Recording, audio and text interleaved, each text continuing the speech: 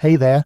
Tonight we're headed somewhere cold, somewhere ancient, somewhere full of mud, blood, and really questionable hygiene. That's right.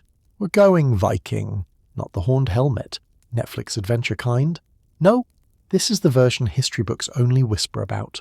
The one where you freeze before breakfast, stink by noon, and probably die of something you can't pronounce before you're 40. And let's be honest, you probably wouldn't survive this. But don't worry, you don't have to. Before we dive in, take a moment to like this video and subscribe, but only if you actually enjoy what I do here. No pressure. I'd also love to know where you're tuning in from and what time it is. Drop it in the comments if you're awake enough to type. Now, dim the lights. Maybe turn on a fan for that soft background hum, and let's ease into tonight's journey together. You wake before dawn because there is no such thing as sleeping in. Not in this place. The fire's burned low, and the breath in your lungs feels icy. You're lying on straw stuffed into a torn mattress of sheepskin, pressed shoulder to shoulder with your entire family, plus 2 distant cousins, 1 goat, and whatever's been nesting under the floorboard since autumn. You've lost count of how many nights you've been woken up scratching. There's a strange comfort in the darkness here, because the moment the sun rises, the cold won't be your worst problem anymore. The air is thick with smoke from the hearth, but it doesn't warm you. It just chokes you softly, reminding you that insulation hasn't been invented and windows are merely holes covered with greasy parchment. You sit up slowly, bones creaking like poorly carved oars. Something crunches under your knee. Probably last night's fish bones. Maybe not. Outside. It's still dark enough that your breath comes out like smoke, but you have no time to admire it. You have chores to do. Everyone does. Because in this village, idleness is more scandalous than nudity. First, you check the embers. Still smouldering, barely. You throw in some dried dung and whisper a few curses you heard your uncle use. Then it's on to fetching water, which means stumbling down to a half-frozen stream and cracking the surface with a rock the size of your pride. Your fingers are already numb before you even lift the first bucket. It's fine. You've got 9 more to go. The animals need feeding. The goat glares at you like it's judging your life choices. The cow moos like she resents you personally. You don't blame her. You haven't washed properly since the thaw. There's no soap, no towel, no privacy.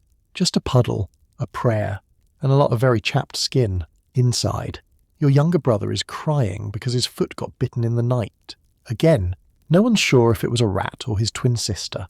Could go either way. You glance over at your mother, who's already up pounding dried oats with a rock she's named breakfast. Your father's muttering something about the neighbours stealing firewood again.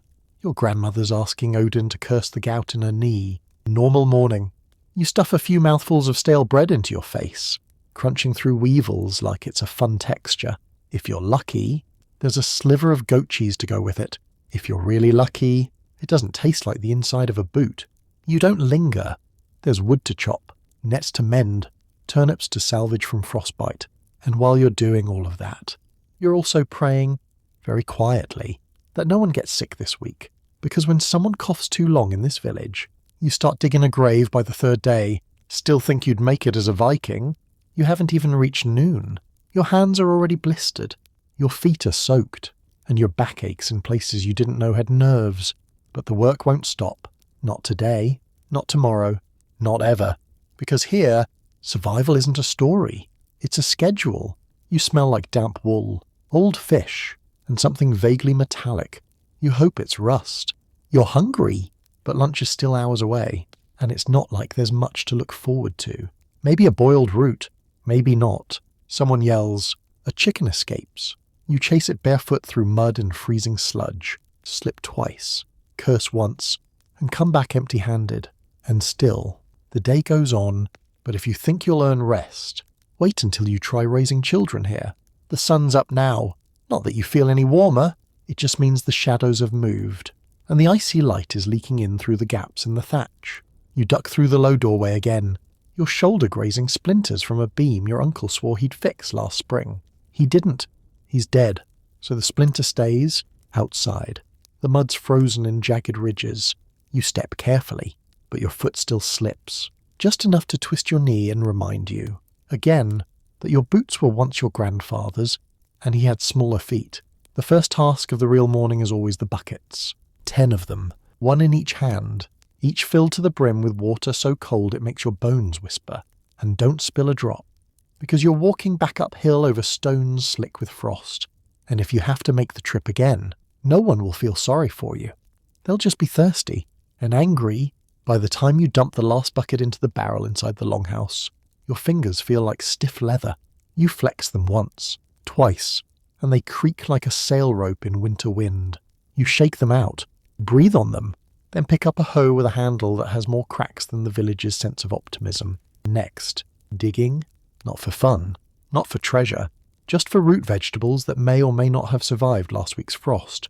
You hit something solid, pray it's a turnip, and find a rock. You hit another spot. Nothing. On the third try, you get something that might be edible. It's soft. Too soft. You bite into it later and regret everything you've ever believed about turnips. There's no such thing as a single task here. Every chore becomes a chain. You gather firewood. You have to split it. Split it. You have to stack it. Stack it. Now you've earned the right to haul it back again because someone's used the last of the kindling and forgot to say anything. Again. And none of it is optional. Not unless you want your entire family to freeze. Or starve. Or both. You stop to breathe. Just once. Just long enough to notice the snot has frozen to your upper lip. From the forest. You haul branches slick with frost and still sticky with sap. The bark peels under your fingers. Your wrists are red. Raw. Numb. The axe you carry is older than your cousin. And twice as moody. It chips sideways with every swing, embedding itself in a knot of wood like it's punishing you personally. You're sweating under your wool tunic, which means you'll freeze faster when you stop. You learn, in this life, never to stand still for too long. Stillness invites cold. Stillness invites death. So you keep moving, even when your back begs for mercy. Inside again. Your sister is hunched over the loom, arms moving rhythmically, eyes glazed. She's been at it for hours.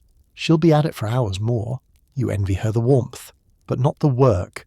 Her fingers are bleeding from where she caught a splinter yesterday. She hasn't mentioned it. You chew a crust of bread. It's yesterday's, which means it's only slightly softer than a roofing tile. You find a seed. You hope it's from rye. You hope it's not alive. You step outside again, because there's manure to move, a gift from the goats, and the pigs, and probably one of the children.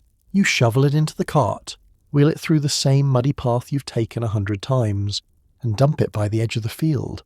It steams in the cold. You try not to think about what's under it. Something moved once. You don't ask questions anymore. Midday arrives without fanfare. No bell, no feast, no rest. Just a dim shift in the colour of the clouds and the slight increase in foot traffic. Your cousin appears with a bag of barley and a bruised knuckle. You don't ask what happened to the knuckle. You take the barley and start grinding. The handmill is just a slab of stone with a shallower slab on top. It grinds slowly, noisily, wearily, like you round and round. You hum to keep from noticing how much your wrists ache. You stop humming. The stone continues. Sometimes you trade for better food. A neighbour once offered dried berries in exchange for a cloak repair. They were sour but edible. More often, you barter for bread. Coarse, cracked, and vaguely shaped like an old man's knee. You chew it with the enthusiasm of someone doing penance. By afternoon, your fingernails are black, your calves are tight, and you've forgotten what your spine felt like when it wasn't screaming. You wonder, for just a moment, if this is how your father felt at your age. Then you remember he died at 35, which means you're probably overdue. Still, there's more to do. There's the fence to mend, a sagging roof to patch, fish traps to empty, nets to untangle, a broken sled runner to sand, and 2 chickens to chase back into the coop. You fail on the chickens. There'll be someone else's problem at dinner. You pause again, not for rest. Just because your vision swam a little when you bent down to grab the hammer. You lean on the wall and stare at your hands. They're cracked, blistered, red. You once had calluses, but they've peeled off, leaving raw patches that sting when you flex. You flex anyway. There's a philosophy to this kind of work. A rhythm. Pain. Movement. Ache. Repeat. No one says this aloud, but everyone knows it. You learn to measure the day not in hours, but in tasks. Not in comfort, but in completion, and there is always one more thing to complete. You sling a sack of grain over your shoulder. It tips you sideways. Your back says no. Your legs say no, but you don't listen. You just walk. Someone shouts from the hill. A neighbour, asking for help. His roof caved in. You nod, of course. It's what people do here, because if you don't help him, who helps you when your own roof caves in? Reciprocity isn't idealism, it's insurance. You trudge up the slope, dig your heel into the frost, and hoist the broken beam with 3 other men. It groans under the strain. So do you? Someone makes a joke about how this will make your arms stronger. You laugh. Politely, your arms are trembling, your teeth chatter. The sky's starting to dim. The light has that faint copper hue, like the edge of a coin. You wonder how many days are left in the season. You wonder if you'll make it through. Everyone wonders this. No one says it aloud. You head home. Finally, feet dragging, muscles hollow, stomach louder than your thoughts. You pass by the village well. Someone's broken the lid again. You sigh and make a mental note to fix it tomorrow. You won't fix it tomorrow. You'll forget, or be too busy, or dead. Back in the longhouse, the heat from the hearth barely touches your skin. But it's something. Your sister hands you a bowl, soup, barley, water, a mystery root, and something chewy that might have once been a fish. You eat it anyway. You'll eat anything, even stale bark if someone says it's bread.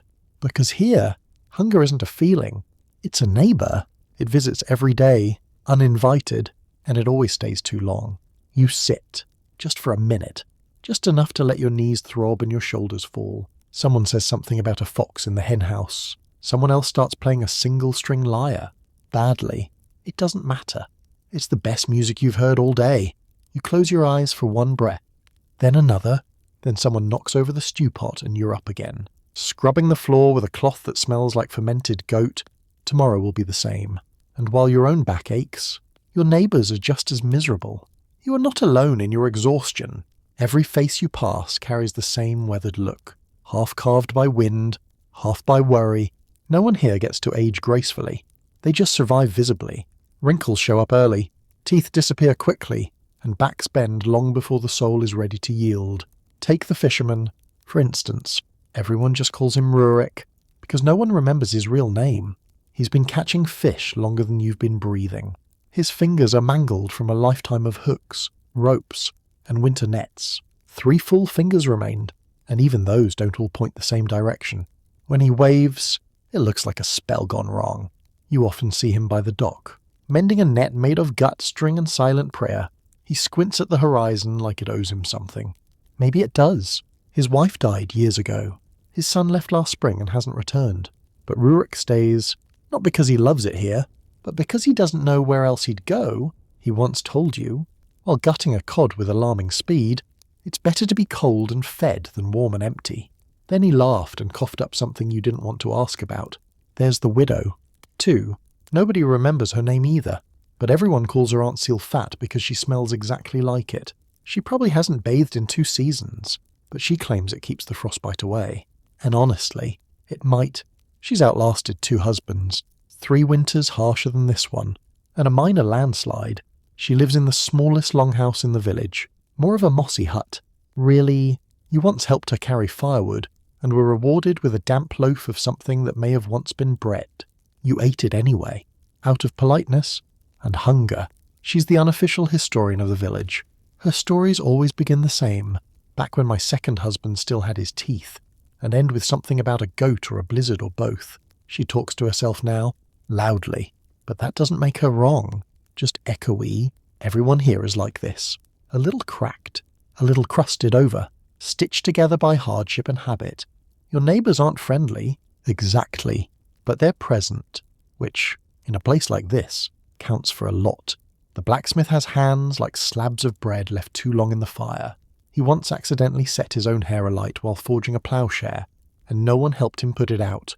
Not out of malice, just because everyone was too tired to get up. Then there's the shepherd, half deaf, always mumbling about wolves he swears are getting smarter. He's not wrong. One of them stared you down last week from the edge of the tree line, like it was considering an argument. You blinked first. Even the children look aged. You see a 10-year-old girl hauling water with the stance of someone twice her age. Her cheeks are chapped raw, her hair braided in a pattern that says someone cares, even if just barely. She doesn't smile. She doesn't need to. No one does. This isn't a place where people waste time on unnecessary emotion. A raised eyebrow is a conversation. A nod is practically a love letter. Still, there's an odd kind of community here. People share things, not out of generosity, but out of mutual despair. You give a strip of jerky, you get a length of twine, you patch someone's boot, they help dig your latrine. It's not friendship, it's insurance against catastrophe. Because when disaster strikes, and it always does, you will need every single one of these miserable, frostbitten souls. At the centre of it all is the communal hearth, not symbolic, literal. One big fire pit in the hall where meetings are held, stories are traded, and fish are dried until they resemble old parchment with scales. The smell is unholy, but comforting, in its own fermented way. Sometimes, in the evenings, the villagers gather there not for necessity, but something close to ritual. Someone brings out a lyre with one working string. Another recites half a saga, usually the same half. The children curl up like puppies near their parents' feet. Someone passes around a pot of weak mead that tastes like vinegar and good intentions. You sit close to the fire and listen. Not because the story is new, it isn't, but because it's shared. And that's enough. There's a running joke here. If someone falls sick, the healer will tell them to chew on bark, drink something bitter, and wait until either the fever breaks or they do. And somehow, that's comforting, because everyone knows the odds. No one pretends otherwise. You all live shoulder to shoulder in this tenuous pocket of warmth between the forest and the sea, the wind and the wolves, and the only real miracle is that you're still here. The village doesn't run on optimism. It runs on momentum. Sheer, defiant momentum. People get up each morning because no one else is going to feed the chickens, milk the goats, or scowl at the sky. The routine is sacred. The suffering is normal. The mud is permanent. You share tools, stories, and lice. You fight over boundary stones and forgotten debts. You forgive each other through shared silence and the occasional nod over soup. You would never call it paradise, but it is something else. Proof. Proof that humans can live anywhere, endure anything, and build stubborn, patchwork civilizations out of mouldy bread and mutual grudges. And here's the quiet truth no one says aloud. You need each other, not for love, not for laughter, but for survival, for a hand lifting a beam, for someone to dig your grave, for someone to remember your name, even if it's just the one with the limp or the woman who always smelled like moss. And you're becoming one of them, one more face in the weather-beaten crowd, one more set of blistered hands and hollowed eyes. You nod when they nod, you grunt when they grunt, you share the silence. You carry the weight, because here, that's what belonging looks like. And though every face is weary and every back is bent, you start to see something else in them. Echoes of you. Your same bruises. Your same burdens. Your same strange, defiant decision to get up again tomorrow and do it all over. And if you think that's not heroic, you haven't been paying attention, because in a place like this, persistence is as close as anyone gets to glory. Now, you may have heard of a Viking named Leif Erikson. Maybe you picture him as a great explorer with wind in his beard and stars in his eyes. But once, just once, he was here too, just another boy in a village of cold hands and cracked heels, learning to walk before he could sail. Leif Erikson doesn't arrive in history books with frostbite and fish guts. But he should, because before he ever touched the shores of Vinland, before he was called explorer or son of a legend, he was just a boy in Greenland, hungry, cold, and always trying to stay on his father's good side, which, by most accounts, had a very small surface area. You've probably heard his name spoken with reverence, Leif the Lucky. But luck, in his case, mostly meant didn't die, and even that was often a close call. His winters start the same way yours do, with cracked knuckles, damp wool, and the smell of something unpleasant boiling in a pot. He wakes to the same smoke-choked longhouse, the same sounds of coughing and livestock grumbling through the walls, except his longhouse is in Greenland, which means the cold isn't just biting, it's devouring. His fingers blister before breakfast. His teeth chatter while he chews. He carries water, scrapes ice, and guts fish until his palms ache. He hauls seal meat across ice fields slick as glass. Every step a gamble between dinner and a broken ankle. There's no childhood here, just smaller chores and smaller bodies doing them. Leif is the son of Eric the Red, which means expectations come early and apologies come late, if ever. Eric, famous for his temper and his talent with an axe, is the kind of man who starts colonies when he's exiled for murder. Twice. He doesn't suffer weakness, or hesitation, or really much of anything besides obedience and raw determination. Leif learns quickly not to speak unless asked, not to eat until told, not to cry, even when the frost splits the skin around his fingernails and the wind makes his ears bleed. He learns that toughness isn't admired, it's assumed. There's a story, half saga, half rumour, that Eric once punished Leif for dropping a bundle of firewood by making him carry it again, uphill, twice, just to prove he could. When the boy's legs buckled the second time, Eric told him, "Better now than in battle," then walked away. Leif was 6. His chores multiply as he grows. He learns to strip seal blubber with a curved knife and haul driftwood miles across snowpack without complaint. He practices rowing with oars too large for his frame. His shoulders ache. His fingers crack. He doesn't stop, because no one tells him he can. Sometimes, in the brief, dim glow of a Greenland afternoon, Leif escapes to the shoreline, not to play, there's no time for that, but to stare at the sea, to wonder where it leads, to dream, quietly, dangerously, of places where the sun might shine for longer than a blink. He hears stories, of course, always stories. Men around the hearth whisper about lands to the west, where the trees grow tall and the rivers run sweet. He listens while pretending not to. He tucks the names into his chest like hot coals. Vinland, Helluland, Markland, promises carved in smoke. But before he can sail anywhere, he has to survive here. Food is never plentiful. Meals often consist of dried fish, half-frozen tubers, and the occasional lump of fat saved for feast days. Spoiled meat gets boiled until it stops smelling like death. Then it's called dinner. Leif eats it all. He has to. There's no margin for pickiness. Frostbite is common. Everyone has a story of a neighbour who lost a toe, or 3. Sometimes people disappear during snowstorms. The assumption is always the same. They fell asleep and didn't wake up. Leif wraps his feet in worn scraps of seal skin and walks carefully, always counting his steps home. Sickness comes in waves. A cough turns into blood. A fever melts into delirium. There are no real remedies, just herbs and hope and the firm belief that the gods don't listen. One winter, half the livestock die. 2 children follow. Leif helps bury them. The ground is so frozen they have to use chisels. He doesn't cry. He doesn't even blink. He just works. By 12, Leif is rowing full shifts with the men. His shoulders are hardening. His voice drops. He still hasn't seen a summer that lasted more than 3 weeks. His mother stitches his tunics tighter each year. Always silent, always fast. Eric begins to trust him, which means the punishments stop, but so do the excuses. Leif is no longer a boy. He's a tool, a future chieftain, a vessel for his father's ambition. And Eric is nothing if not ambitious. The weight settles in slowly. Leif feels it during meals, during hunts, during those long nights when the wind howls like it's clawing to get in. He knows that everything he is, everything he will be, is shaped by this. Not just the place, but the pressure, the expectations, the violence coiled behind his father's eyes. And yet, there's something else inside him, a pull, not away from his people, but beyond them, past the ice, past the horizon, towards something better. Not easier, just wider. It starts as a wish, becomes a vision, and eventually, inevitably, a mission.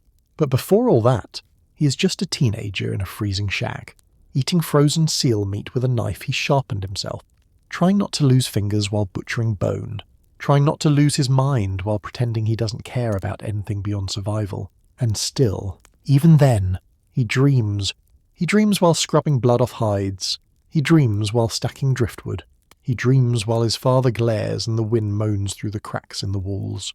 He dreams of sailing west, not for riches, not for fame, just for the chance to wake up somewhere he doesn't already know by smell. And maybe that's the most Viking thing about him. Not the sword, not the ship, not the saga carved in stone, but the belief, quiet, painful, unshakable, that life could be something more than just surviving the cold. Still, for all his dreams and daring, Leif doesn't raise himself. There's someone keeping that fire lit, stitching his cloaks, mending the boots he forgets to thank her for. Someone cooking the seal meat, cleaning the gut bucket, holding the longhouse together with nothing but muscle memory and scraped knuckles. Someone whose name history almost never remembers. but whose work makes everything else possible. So before we sail away with Leaf into the mythic fog, let's pause, because while boys dreamed of ships, someone had to stay behind and make sure they didn't starve. You know her before you even meet her. You've heard the creak of her loom at night when everyone else has long since collapsed into sleep. You've smelled the broth she starts boiling before dawn.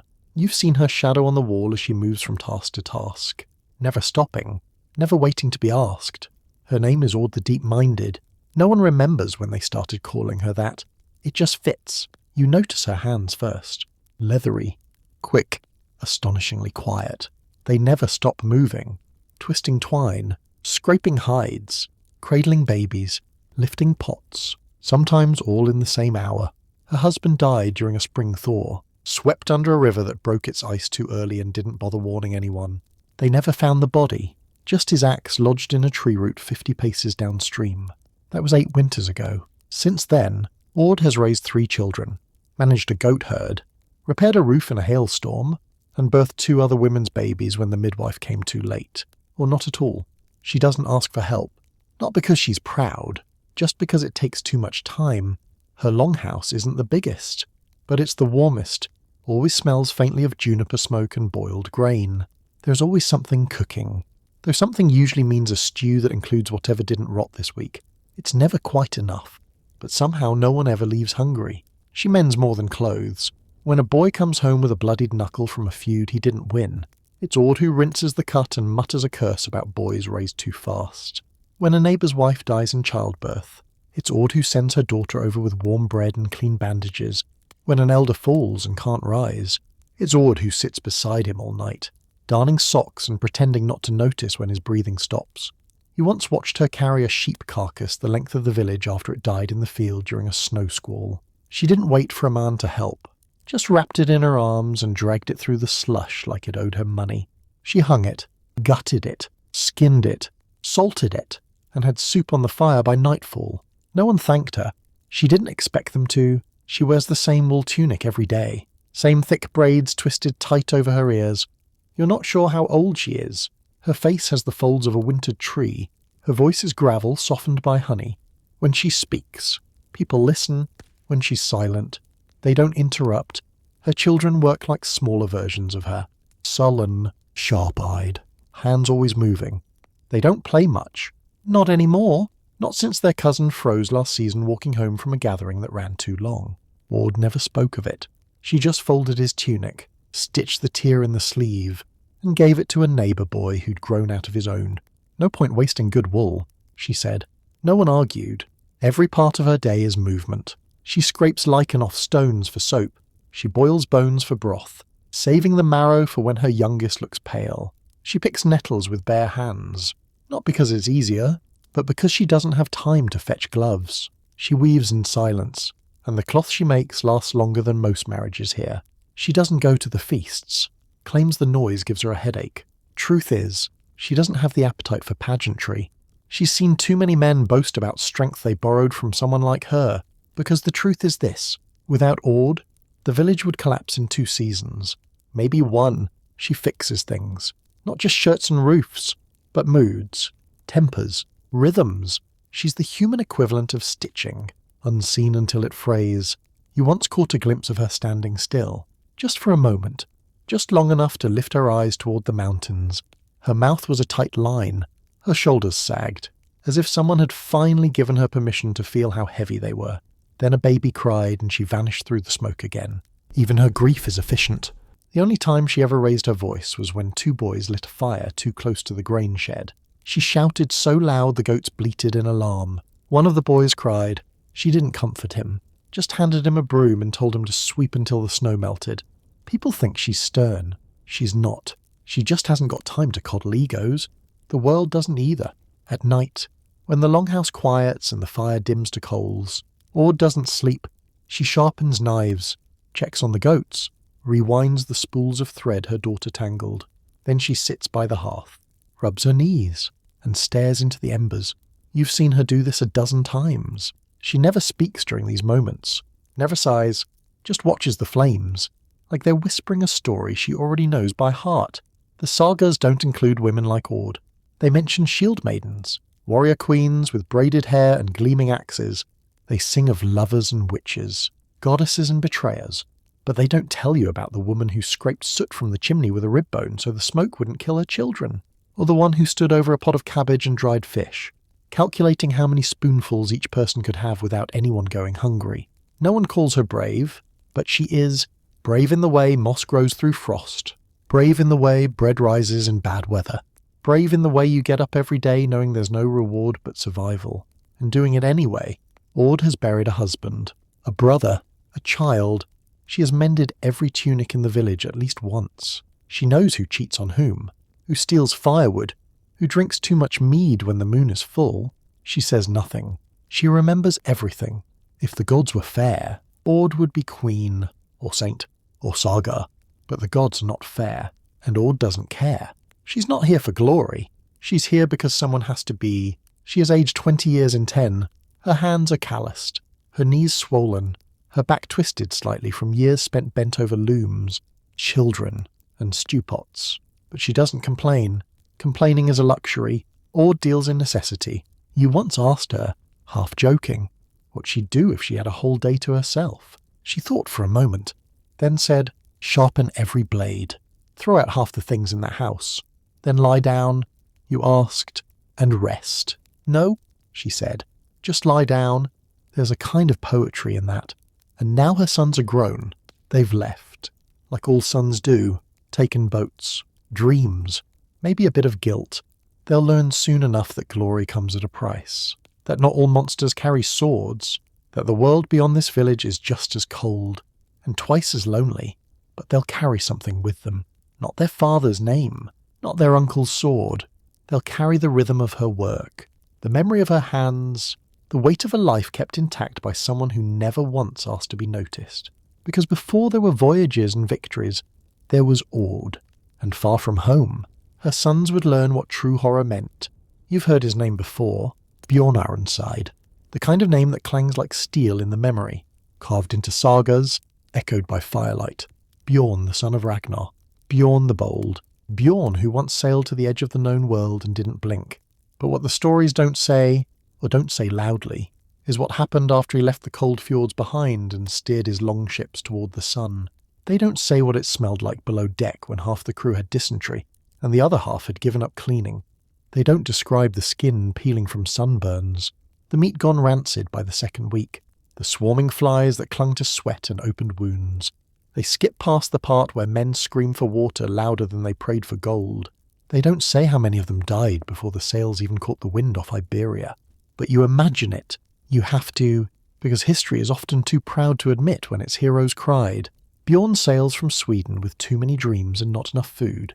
The Mediterranean is a long, long way from home, and he has no map. Just stories, whispers of fat merchant cities and soft-bellied kings. He's not alone. His brothers join him, each one eager for glory, hungry for legacy, or maybe just tired of winters where turnips are considered a luxury. They pass through Frankish waters first, where the rivers are slow and the locals too used to Viking raids to even panic properly anymore. Bjorn takes what he can.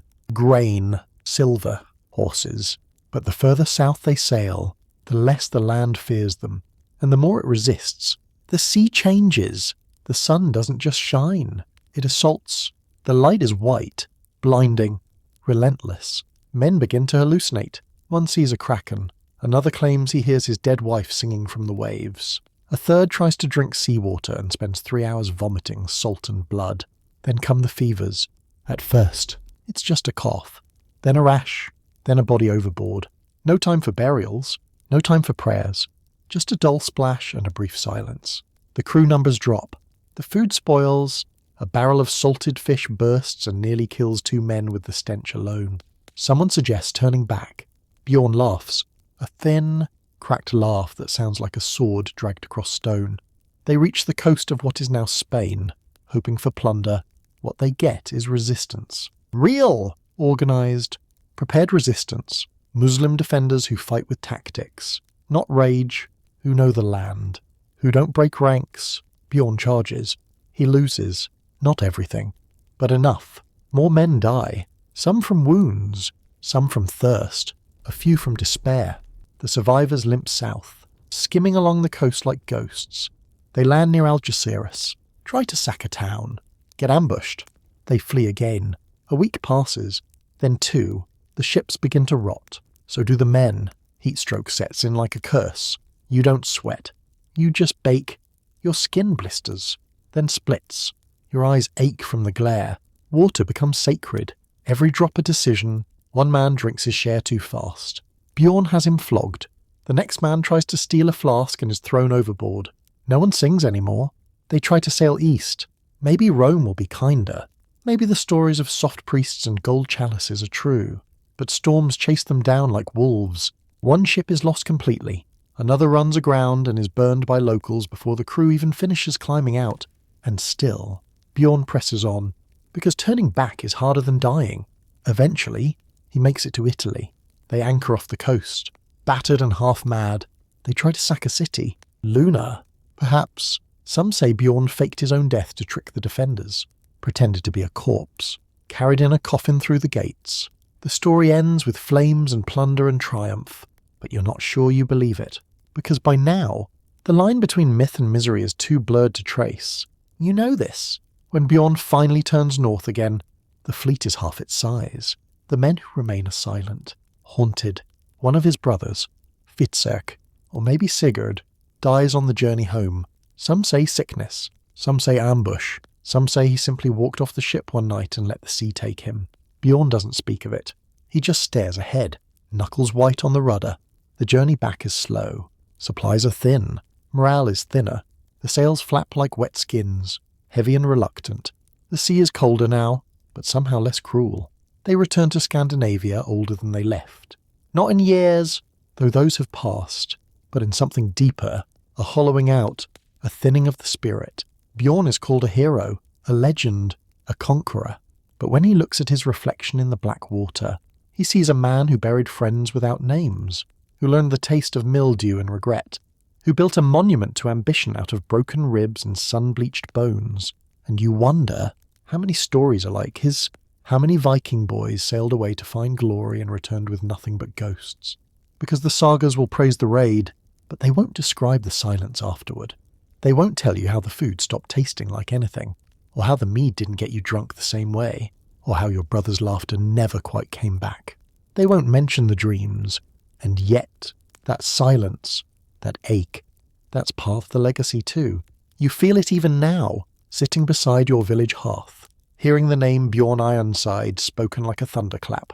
You glance at the old man in the corner, the one who doesn't talk anymore, the one who sailed south once. You wonder what he saw.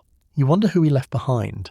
You wonder if the legends echo in his head, or just the screaming, because while their mother toiled and prayed and baked flatbread from the last of the grain, her sons sailed toward fire, and those who lived to return faced a new kind of breakdown. You return under grey skies, in a boat that creaks like old bones. The oars don't sound triumphant. They just sound tired. Home smells like peat smoke and old fish and something vaguely familiar you can't quite name anymore. You step off the ship expecting what exactly? Applause. Gratitude. A soft bed and a warm bowl of something with flavour. What you get is silence. And the familiar weight of wet wool on your shoulders. Your children see you first. They don't run. They just stare.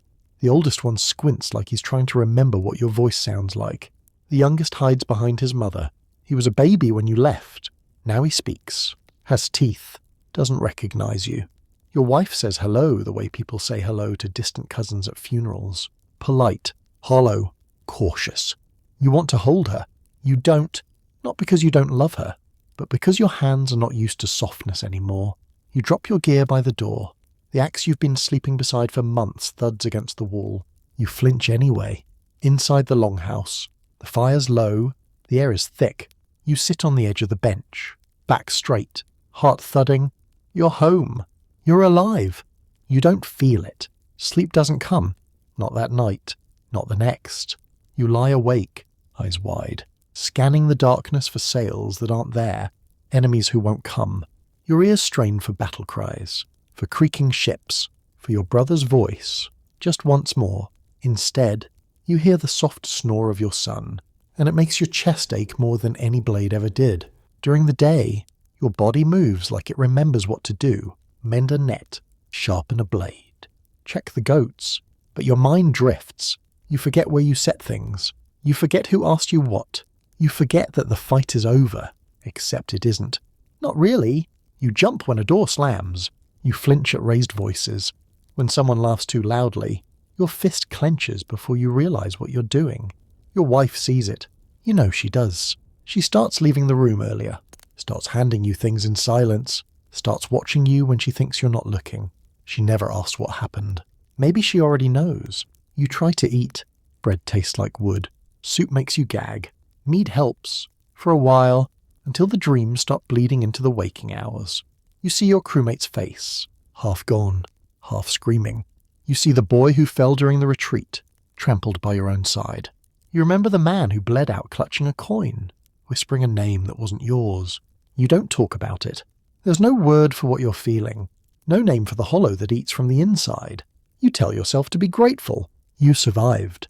You brought back silver. You're not one of the ones buried by strangers in soil that doesn't remember them. But you left parts of yourself out there. In the heat, in the salt, in the stink of death and sweat and fear. And now the people who love you are expected to live beside what's left. Your son asks you about the raid. You start to tell him. You stop. He's too young. You're too broken. He watches you sharpen your blade.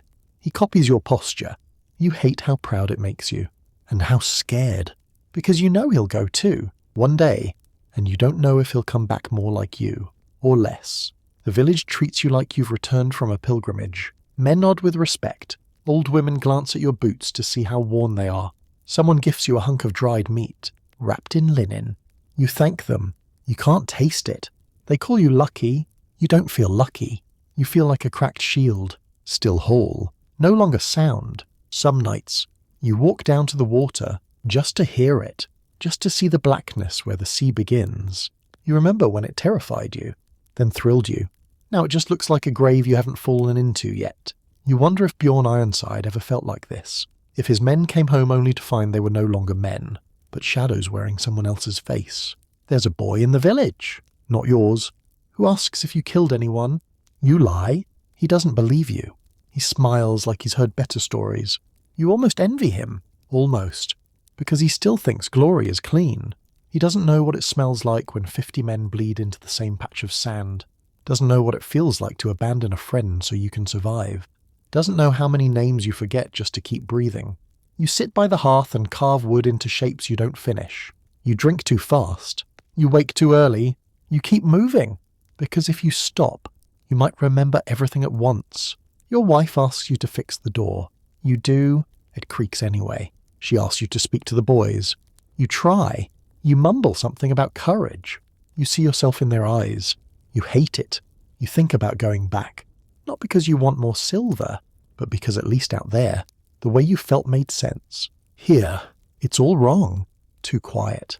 Too still. Too soft. One morning, you catch yourself flinching when your daughter hugs your waist. Not because you fear her, but because you forgot what warmth without danger feels like. You hate that. You hate that you're more comfortable on a boat full of corpses than a bench beside your own family. But this is what the sagas never show. The part after the fire, after the raid, after the banners fall and the coins are counted. The part where you come home whole in body, but shattered underneath. You tell no one. You carry it like a stone in your gut.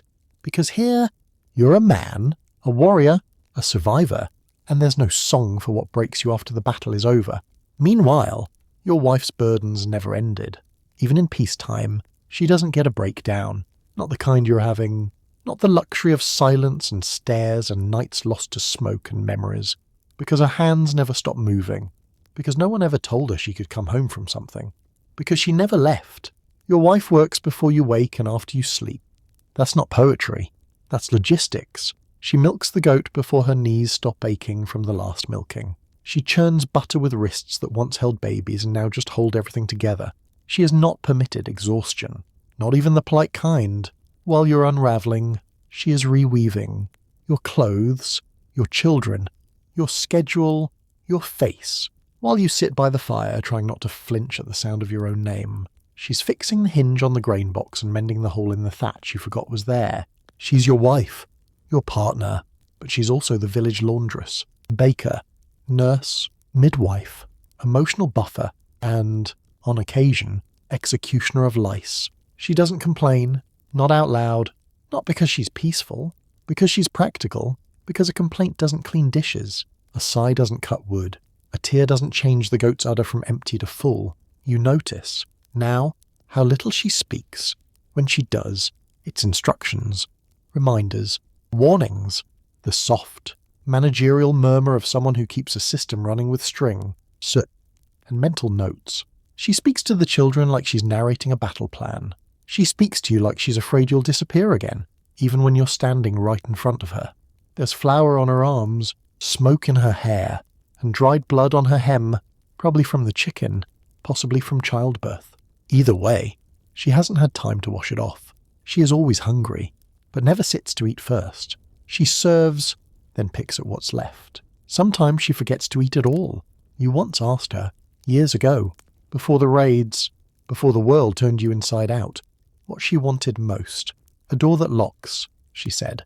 You laughed. She didn't. Childbirth. She's done it. More than once. On her back. On her knees. In the snow. In the dark. Once while you were gone, and the midwife came late and drunk. She tore in places she still feels when she sits too long. No one stitched her properly. You didn't know. She didn't tell you. She just kept working. You dream of screams on distant shores. She remembers the sound her own body made as it split open and bled life into the world. There are other women in the village. Of course, each with their own version of this story. Some older, quieter. Some younger, with eyes already starting to dull. They fetch water, carry bundles, chop herbs, mixed poultices. One girl, barely grown, has hands so calloused she makes rope without gloves. Another walks with a limp after falling from a roof she was helping patch, because her father drank too much to do it himself. And when the work becomes too much, when the grief presses into their bones like a splinter that won't come out, when their husband's eyes go glassy and their children stop asking for stories, some women take the only other path left to them. They go to the brothel. It's not what you think. It's not silk and sin and perfume behind a wooden door. It's a back room behind the smokehouse, a slanted roof, a squeaky cot, a curtain that doesn't close. It's a woman who's too smart to starve and too tired to care. A widow, a girl with no dowry, a mother with 5 mouths and 2 goats and no way to make it through winter. Mingo, you went. You remember. You pretended not to see the bruises. You left silver and gilt and didn't look back. She didn't ask you to, but your wife knows. They all know.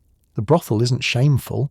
It's just plan B, and even that is more respectable than the quiet collapse that comes when there's no plan at all. You see her, your wife, bending over the hearth, stirring something.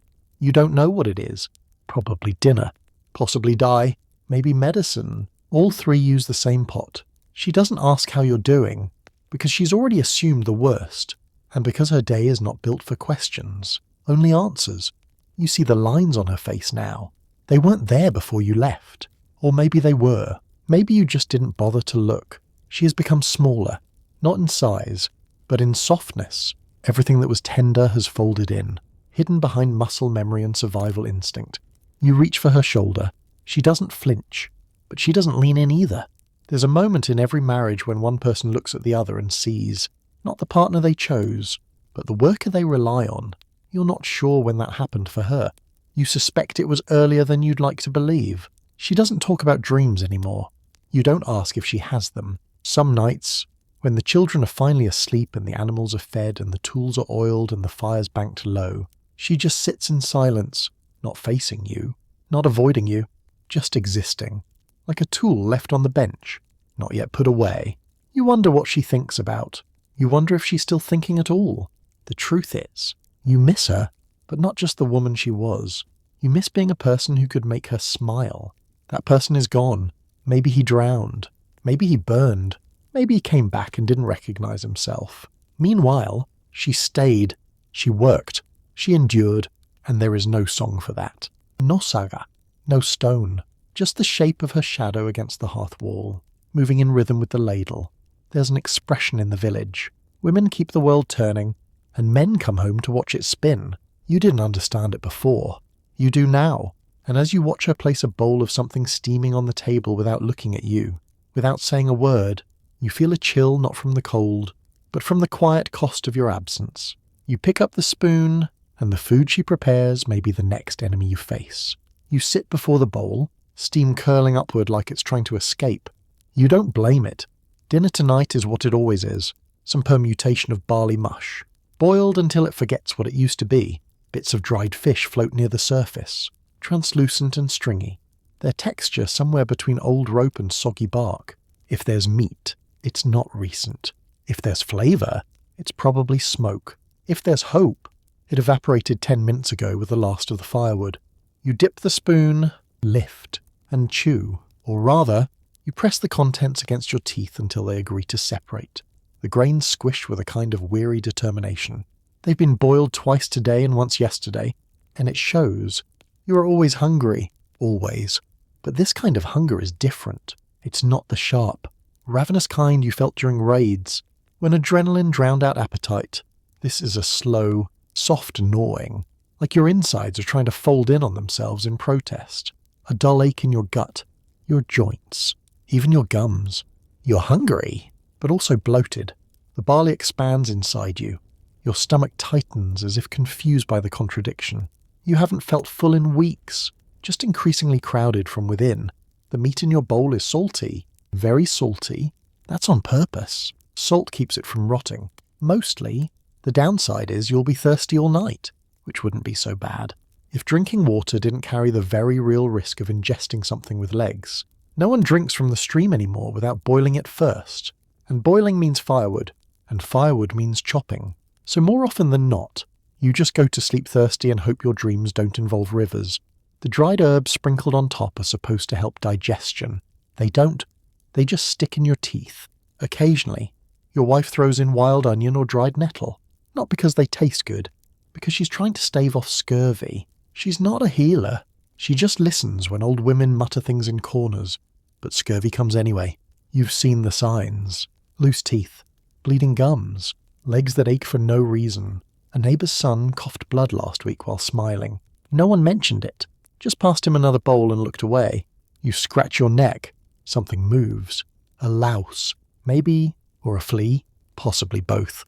They thrive in the wool tunic you've worn for too many days in a row. Washing it would be ideal, but soap takes ash, and ash takes firewood. You see the pattern. Parasites are a given. Worms, too. You don't talk about them. You just occasionally vomit something you didn't remember eating, or stop eating for a day and pretend it's a religious fast. You once heard a traveller describe the southern diet. Olives, he said. Figs. Fresh bread. Cheese so soft it melts on the tongue. You wanted to punch him, or kiss him. Maybe both. But mostly, you just wanted him to shut up and pass you a fig. Here, cheese is a seasonal miracle. The kind of thing that appears for 2 weeks in the spring and then disappears into memory. You don't remember what real sweetness tastes like. Maybe berries. If the crows don't get them first, there's always dried fish. Always. Strips of cod hung above the hearth until they're as hard as bone and just as flavourful. You chew until your jaw clicks. You chew until your ears ring. Sometimes you swallow before you should, just to end it. Bread is rare. You grind the flour yourself, and the flour is gritty. Not metaphorically, literally. Between the stones and the rush job, there's always a bit of gravel in your loaf. It wears your molars down like sandpaper. You miss teeth you didn't know you'd miss. You run your tongue along the gaps.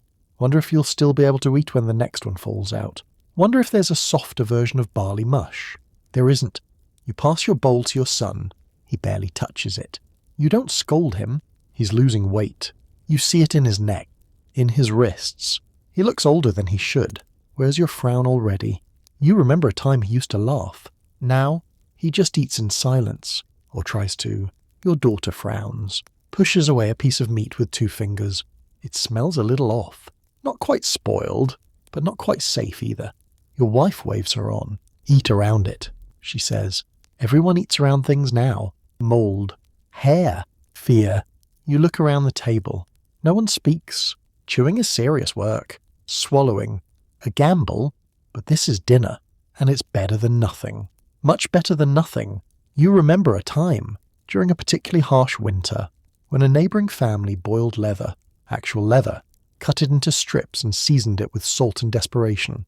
You tried a bite. It tasted like regret. You've eaten bark. 2. And moss. And something that was probably a mushroom but might have been a slug. You were sick for 3 days. There are rules now, unspoken, but firm. If it moves on its own, kill it. If it smells sweet, don't trust it. If the goats won't touch it, definitely don't.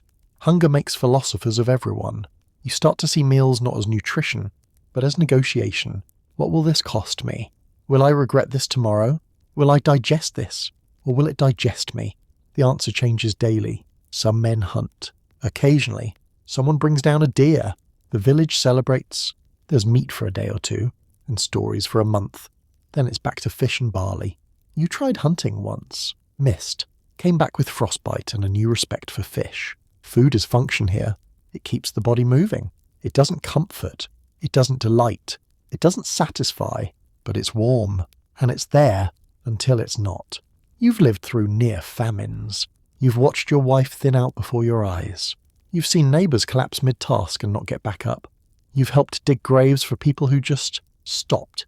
And yet, you keep chewing, because the alternative is worse. The Viking diet, you realise, is not a feast of meat and mead and roasted beasts. It's a tragic poem, a haiku of hardship, boiled grain, dried fish, smoked regret. Repeat, you've learned not to taste, just to count bites. You finish your bowl, your stomach grumbles, not with hunger, with confusion. And your children, most of them won't survive long enough to hate it. You don't expect all your children to live. That's not cynicism, it's arithmetic. The numbers are brutal, and you've memorized them without trying. Half of all Viking children die before they reach the age of 5. Not in war, not in some mythic blaze of glory, just in their sleep, or from a fever, or from the wrong breath of cold air on a damp night. No drama, just absence. So when your daughter coughs for too long, your chest tightens, not because it's unusual, but because it isn't. You've already buried one, a boy. He wasn't even old enough to help with chores, still learning how to say your name when the wheezing came. You held him for 2 nights straight, whispering stories you didn't believe in. You watched his chest rise, fall, rise, then pause longer than it should. And you knew. You always know before it happens. Parents can smell death on their children, like smoke that won't leave the skin. You built the little box yourself. The ground was frozen. Took you most of the day. Your wife never cried. Not in front of anyone. She just washed the blanket and gave it to a neighbour's baby. That was her version of mourning. Utility. Now, every time one of your children sneezes, you flinch. The ones who survive don't come out unscarred. Not on the surface. Maybe, but inside. They carry it. The hush of a sibling who isn't there anymore. The way adults go quiet when certain names are spoken. The way the cradle in the corner stays empty, even though no one moves it. Your eldest is 7. That's old. Here, old enough to fetch water, to herd goats, to keep a younger sibling from eating the wrong berries. Old enough to understand that fun is something southern people talk about, not something you grow up with.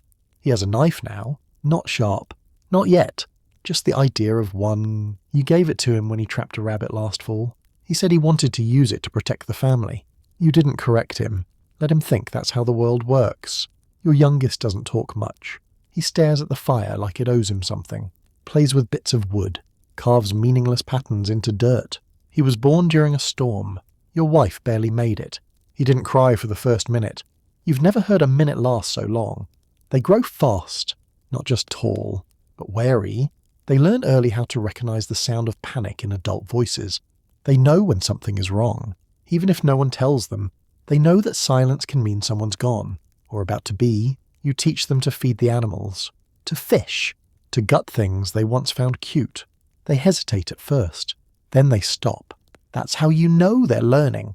They don't complain about the cold, not out loud. They just wrap their feet tighter in rags and keep walking. They don't ask for second helpings. They don't ask for much at all. You wish they did. You wish they were softer, that they cried more, laughed more, believed in magic longer than they should.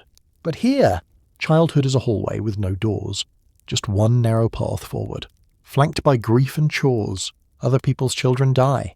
2, every month or so, someone lowers a small bundle into the ground while the rest of the village pretends it's not happening. The funerals are short. The silences afterward, longer.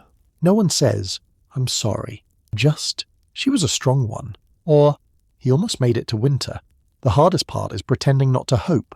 When your child gets sick, you act calm. When their fever spikes, you stay cheerful.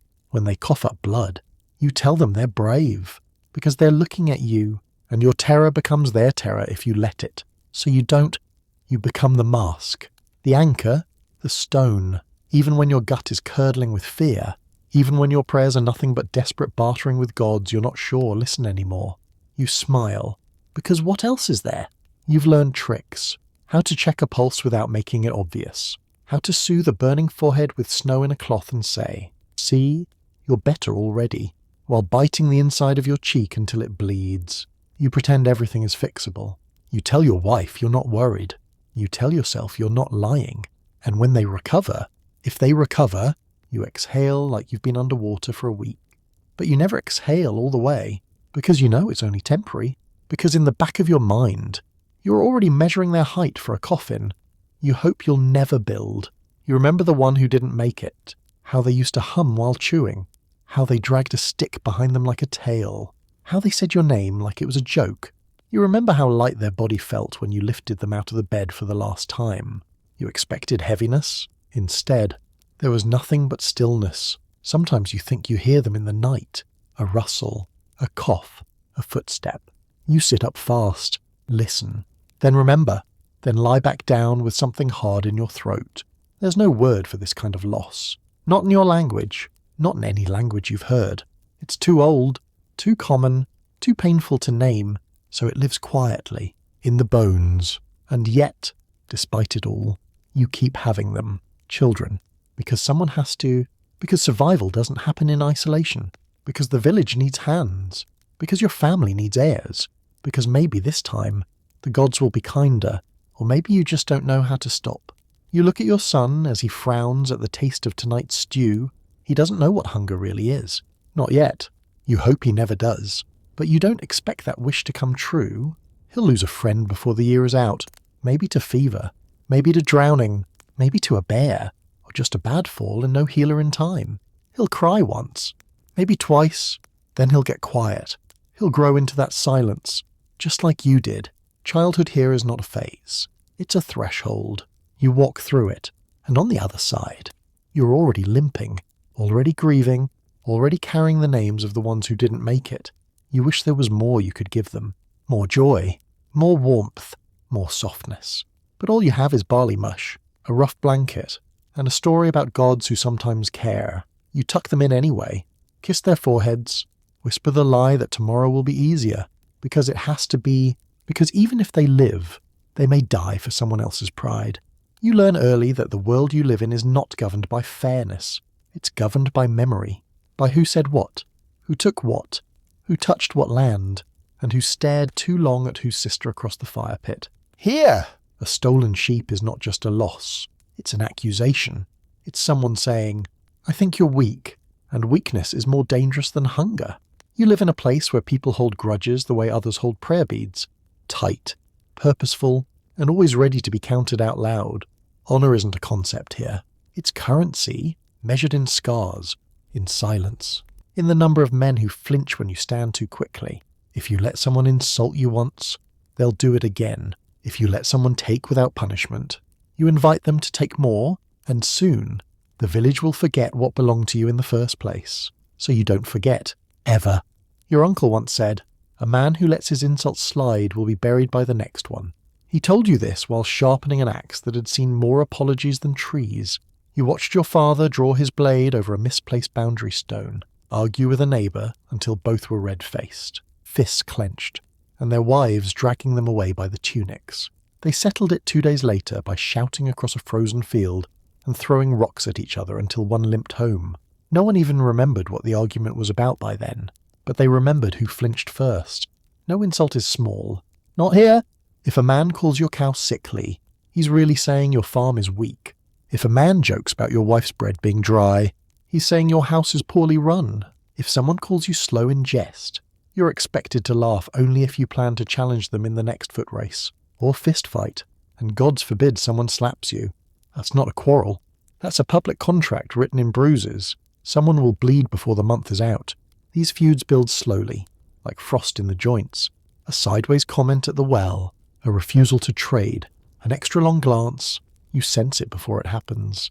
The tightening of the air, the sudden silence in the room when two men enter from opposite sides. You see it in the way people start picking sides. Quietly at first. Who nods at whom? Who shares stew? Who looks down when names are spoken? You feel it coming before it comes. And when it breaks, when someone snaps, it doesn't erupt. It coils. There's a formalism to it, a process. First, the accusation, rarely direct, always theatrical. A man tosses a bloody sheep ear onto the neighbour's bench during the gathering, says nothing. Everyone hears it. Then the denial, or the lack of one, followed by the challenge. Sometimes it's a duel. Sometimes a public humiliation. Sometimes a slow and grinding campaign of social isolation, until someone vanishes from the village like moss scraped from a stone. When it's a duel, things get quiet, not respectful quiet, expectant, the kind of hush before lightning strikes. You've seen them before. Two men in the square, one with a sword, the other with an axe, the crowd circling like vultures but pretending to be witnesses, the combatants stripped to the waist. Not for flair, for speed, for clarity, so no one can hide a dagger or fake a wound. They agree on weapons, on terms, first blood, or to the death. There's always a wife crying somewhere behind the firewood stack, always a child watching from the corner of a house, eyes too wide, learning too much. And then it begins. The sound is never what you expect, not the clashing of steel from songs. It's dull, brutal, wet. You watch a man scream because his thigh is split open. You watch another gurgle because someone got lucky and went too deep too fast. You watch the crowd cheer, then fall silent as the winner wipes his blade on his opponent's tunic and doesn't bother to look down. Sometimes there's applause. Sometimes there's just breathing, and no one calls it a tragedy. Because here, vengeance is sacred. It restores balance. It says, this is what I'm worth. And that worth is measured in bruises and blood, not apologies. You've been on both sides. The challenger and the challenged. You've drawn blood. You've swallowed pride. You've stared at a blade and wondered if your last meal was barley mush and salted shame. It wasn't personal. It was expected. Even the law allows it. The thing, the assembly of men who pretend to be judges, will nod and say, yes, this was fair, as long as the bloodshed was done properly, as long as someone shouted first, as long as the gods weren't offended. The gods are always watching, of course. But they don't intervene. They just take notes. You remember once, a man refused to fight, said the gods would judge between him and his enemy. The next day, someone burned his barn down. The day after that, his wife was found weeping beside a dead pig and a ruined loom. The week after that, he left, not out of cowardice, but out of math. He ran the numbers and saw how they ended. So you teach your sons early, never show weakness, never let an insult rest. Never smile at someone who doesn't smile first. If a man slaps you, break his nose. If he jokes at your expense, remind him why your axe is named. You hate yourself a little, each time you say it, but you say it anyway. Because here, peace is just a pause between grudges, and feuds last longer than memory. You've seen a family avenge a grandfather they never met. You've watched neighbours ignore each other for 10 years over a missing sheep that probably wandered off on its own. You've seen men die with the name of their rival on their lips. Not their wife, not their god. There is no clean ending, only escalation. A feud ends not when someone forgives, but when the last person who remembers it is finally buried. You keep a ledger in your mind. Who owes you? Who you owe? Who slighted your cousin? Who complimented your axe but not your swing? Who sat beside you at the last feast and who deliberately didn't? It's exhausting, but necessary, because here, ego is law, and your life depends on what people think you'll do when pushed. And every blade drawn is guided by gods older than mercy. You learn early that the world you live in is not governed by fairness. It's governed by memory, by who said what, who took what, who touched what land, and who stared too long at whose sister across the fire pit. Here! A stolen sheep is not just a loss. It's an accusation. It's someone saying, I think you're weak, and weakness is more dangerous than hunger. You live in a place where people hold grudges the way others hold prayer beads. Tight, purposeful, and always ready to be counted out loud. Honor isn't a concept here. It's currency, measured in scars, in silence, in the number of men who flinch when you stand too quickly. If you let someone insult you once, they'll do it again. If you let someone take without punishment, you invite them to take more, and soon the village will forget what belonged to you in the first place. So you don't forget, ever. Your uncle once said, "A man who lets his insults slide will be buried by the next one." He told you this while sharpening an axe that had seen more apologies than trees. You watched your father draw his blade over a misplaced boundary stone, argue with a neighbour until both were red-faced, fists clenched, and their wives dragging them away by the tunics. They settled it 2 days later by shouting across a frozen field and throwing rocks at each other until one limped home. No one even remembered what the argument was about by then, but they remembered who flinched first. No insult is small, not here. If a man calls your cow sickly, he's really saying your farm is weak. If a man jokes about your wife's bread being dry, he's saying your house is poorly run. If someone calls you slow in jest, you're expected to laugh only if you plan to challenge them in the next foot race or fistfight, and God's forbid someone slaps you. That's not a quarrel. That's a public contract written in bruises. Someone will bleed before the month is out. These feuds build slowly, like frost in the joints, a sideways comment at the well, a refusal to trade, an extra long glance. You sense it before it happens. The tightening of the air, the sudden silence in the room when two men enter from opposite sides. You see it in the way people start picking sides, quietly at first. Who nods at whom? Who shares stew? Who looks down when names are spoken? You feel it coming before it comes, and when it breaks, when someone snaps, it doesn't erupt, it coils. There's a formalism to it, a process. First, the accusation, rarely direct, always theatrical. A man tosses a bloody sheep ear onto the neighbour's bench during the gathering, says nothing. Everyone hears it. Then the denial, or the lack of one, followed by the challenge. Sometimes it's a duel, sometimes a public humiliation, sometimes a slow and grinding campaign of social isolation until someone vanishes from the village like moss scraped from a stone. When it's a duel, things get quiet. Not respectful quiet, expectant. The kind of hush before lightning strikes. You've seen them before. Two men in the square, one with a sword, the other with an axe.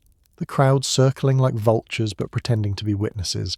The combatants stripped to the waist. Not for flair, for speed, for clarity. So no one can hide a dagger or fake a wound. They agree on weapons, on terms, first blood, or to the death. There's always a wife crying somewhere behind the firewood stack. Always a child watching from the corner of a house, eyes too wide, learning too much. And then it begins. The sound is never what you expect. Not the clashing of steel from songs. It's dull, brutal, wet. You watch a man scream because his thigh has split open. You watch another gurgle because someone got lucky and went too deep too fast. You watch the crowd cheer, then fall silent as the winner wipes his blade on his opponent's tunic and doesn't bother to look down. Sometimes there's applause. Sometimes there's just breathing, and no one calls it a tragedy. Because here, vengeance is sacred. It restores balance. It says, this is what I'm worth. And that worth is measured in bruises and blood. Not apologies. You've been on both sides. The challenger and the challenged. You've drawn blood. You've swallowed pride. You've stared at a blade and wondered if your last meal was barley mush and salted shame. It wasn't personal. It was expected. Even the law allows it. The thing, the assembly of men who pretend to be judges, will nod and say, yes, this was fair, as long as the bloodshed was done properly, as long as someone shouted first, as long as the gods weren't offended. The gods are always watching, of course, but they don't intervene. They just take notes. You remember once, a man refused to fight, said the gods would judge between him and his enemy. The next day, someone burned his barn down. The day after that, his wife was found weeping beside a dead pig and a ruined loom. The week after that, he left, not out of cowardice, but out of math. He ran the numbers and saw how they ended. So you teach your sons early, never show weakness, never let an insult rest, never smile at someone who doesn't smile first. If a man slaps you, break his nose. If he jokes at your expense, remind him why your axe is named. You hate yourself a little. each time you say it. But you say it anyway. Because here, peace is just a pause between grudges, and feuds last longer than memory. You've seen a family avenge a grandfather they never met. You've watched neighbours ignore each other for 10 years over a missing sheep that probably wandered off on its own. You've seen men die with the name of their rival on their lips. Not their wife, not their god. There is no clean ending, only escalation. A feud ends not when someone forgives, but when the last person who remembers it is finally buried. You keep a ledger in your mind. Who owes you, who you owe, who slighted your cousin, who complimented your axe but not your swing, who sat beside you at the last feast and who deliberately didn't. It's exhausting, but necessary. Because here, ego is law, and your life depends on what people think you'll do when pushed. And every blade drawn is guided by gods older than mercy. You first hear his name like thunder on the horizon. Not from the gods, not in a dream, just a rumour, carried down from the coast by a man missing 2 fingers and most of his patience. Olaf Tryggvason, he mutters, like it's an incantation that might rot the tongue. He's back, and he's brought a new god with him. You don't know what that means. Not yet, but soon. You do. Olaf doesn't come like a preacher. He comes like a storm wearing a crown. A man who's seen too many battles and too few reasons not to keep having them. He returns from abroad with foreign ships, foreign swords, and foreign fire in his eyes. And behind him, a religion that doesn't blink. He lands in Norway not as a humble convert, but as a king, a warlord, a tidal wave dressed in scripture. The kind of man who doesn't ask if you're ready. He assumes you are, or that you will be. His message is simple. Kneel, or burn. Some do. Quickly. Publicly. With the performative enthusiasm of someone trying to keep their house intact. You watch them. Men you once saw pour goat blood on Odin's altar. Now crossing themselves like it's always been their custom. They pretend their tattoos are decoration, not declaration. They hide their idols in baskets of barley and whisper new prayers with the same mouths that once praised Thor. But not all adapt, and those who resist, Olaf calls them stubborn, Olaf calls them lost, Olaf calls them enemies of the light, and then Olaf calls the fire. It's not metaphorical. He burns temples, the old ones, the sacred ones, the carved wood that smells like generations of belief and dried sweat. Gone. Torched. Reduced to ash while men kneel in mud and pretend the smoke isn't from their own ancestors. He doesn't wait for consensus, doesn't offer time to think it over. He gives a sermon the way you give a threat. Christ, he says, is king. And if you argue, he shows you what a king does to dissent.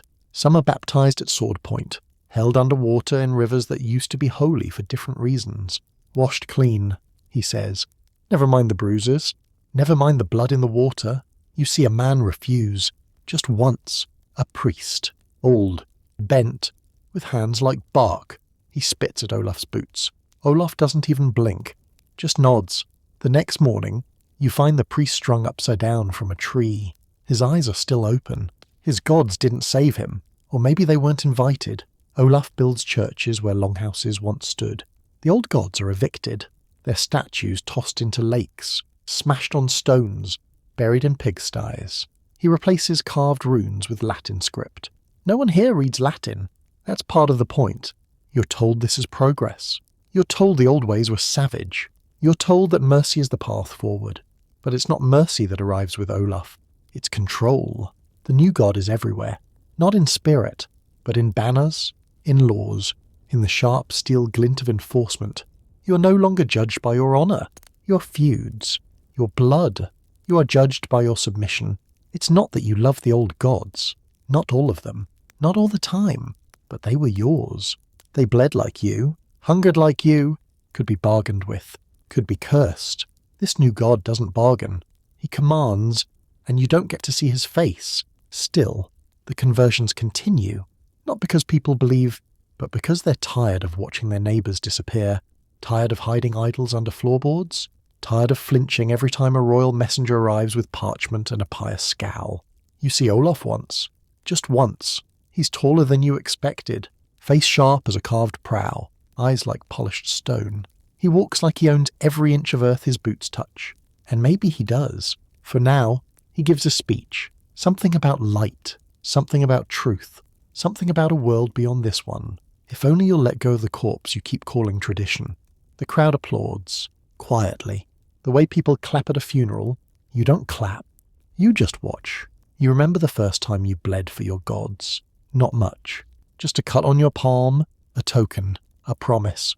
You remember how the wind shifted that day, how the birds went silent, how you felt something ancient stir in your chest. You don't feel that now.